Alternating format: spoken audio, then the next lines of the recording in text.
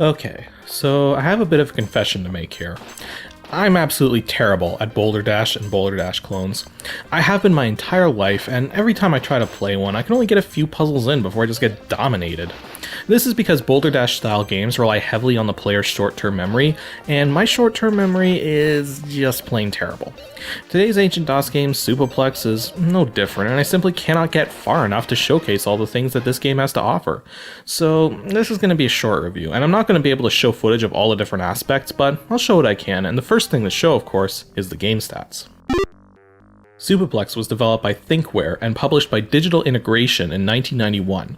It's a one-player action puzzle game featuring 320 by 200 resolution graphics, either using an EGA 16 color mode or VGA 256 color mode, the latter obviously being the best one. The game also has support for multiple sound cards, though its Sound Blaster support is the best one by far.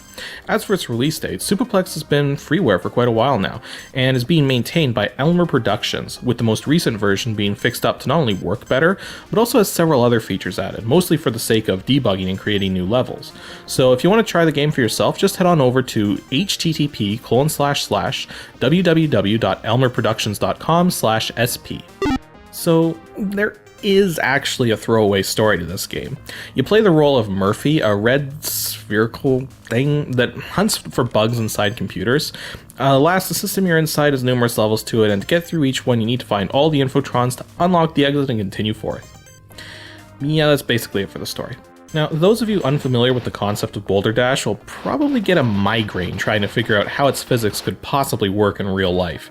You see, the game sort of takes place in a hybrid world of overhead and side-scrolling gameplay, where you can move absolutely anywhere you want, but boulders and treasures fall, and if they fall on top of you, you die. Supaplex is pretty much the same deal, where you have infotrons shaped kind of like molecules, I guess, and you have to collect them all and then head to the exit. Well, not necessarily all of them, as some levels actually have more infotrons in them than you need. The process is made even more complicated though when you consider that the zonks, those simple round objects that can fall, can also roll off of other kinds of objects like infotrons, RAM chips, and even other zonks, though they stay put when on top of perfectly solid objects like the green base circuits you can chomp your way through, or solid white walls.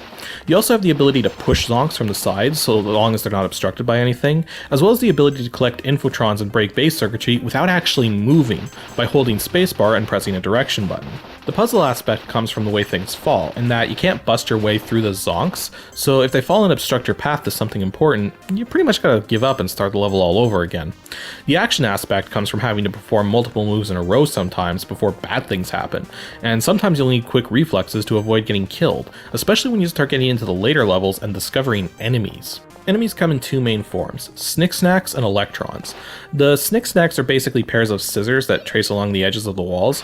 They're fairly simple to deal with once you understand the pattern they're following, but if they run into other Snick Snacks, it can become tricky keeping track of where they're going to go. Electrons, on the other hand, look like blue sparks, and if you destroy them, say by dropping a zonk onto them, they leave behind a cluster of infotrons, which you will likely need to progress through the exit. In the later levels, you'll come across discs, which come in three different forms, red, orange, and yellow. Red discs are collected much the same way as infotrons, though they're not affected by gravity. Now once you have one, you can hold spacebar for a moment to drop it in place like a time bomb, exploding after a very brief moment, so make sure you get away very quickly. Orange discs are affected by gravity and will fall if they get the chance, exploding the instant they hit anything. Yellow discs are not affected by gravity and can be pushed around however you want, though they don't really do much. Well, at least until you find a terminal. Then if you press the terminal, all the yellow discs in the level explode. It's also possible to trigger personal gravity for Murphy by going through special ports. Now, this causes Murphy to fall just like other objects, though he can still dig his way upwards through the base circuits, well, as long as they're quick about it. Now, I don't have gameplay footage of much of these elements because, well, there's 111 levels in this game, and I was only able to get as far as level 13. You're allowed to skip levels if you want, but you can only skip one level at a time, not two in a row, so since I couldn't get past levels 12 or 13, I'm kinda stuck, unable to get further. Now, this game places heavy demands on your short-term memory because each level can last several minutes straight, and the entire time you have to be virtually perfect with the moves you make, because one tiny mistake can cost you the entire level, forcing you to repeat the whole thing. Now, this game could have seriously benefited from being able to reverse your moves, thus eliminating this frustration aspect of having to play the same level for 2 hours straight only to end up giving up. So yeah, this is certainly not a game I enjoyed, but when it came out it was well received by critics and fans alike because there is quite a bit to like here. The music, while only a single track and fairly repetitive, actually fits the game fairly well, as do the sound effects. The graphics too are pretty unique, believe it or not.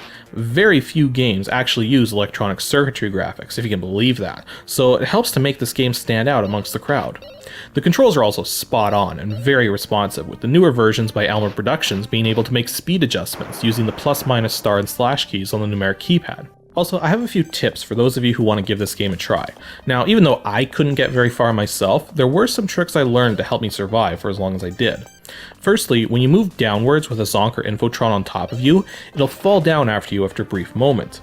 You can actually outrun it, and there's even enough time, if you're quick, to clear an Infotron or base circuit in one direction and run away in another, before you get crushed. And this is because the game calculates deadly collisions based on where something will be, not where it was. You can even have something falling after you and still have time to, say, push a Zonk out of the way, because the falling object will land on only half of you, but since you won't be where it's landing anymore, it doesn't hurt you. Secondly, doing a level over and over and over again can get pretty tedious, but thankfully some levels have a more open concept with several independent puzzles to solve. In this event, it may be better to just practice each individual aspect of the level first, then once you've figured out each individual part, find a way to chain them all together so you can completely solve the level. Thirdly, when in doubt, don't let stuff fall. Plot your paths through the base circuits in such a way to prevent things from falling, and you'll not only be more likely to survive, but also more likely to discover the spots where you have to make things fall. Lastly, if an area of a level is open enough to easily allow all the Zonks to fall away, you might as well just do it. Just clear all kinds of space and let all the Zonks pile onto the floor.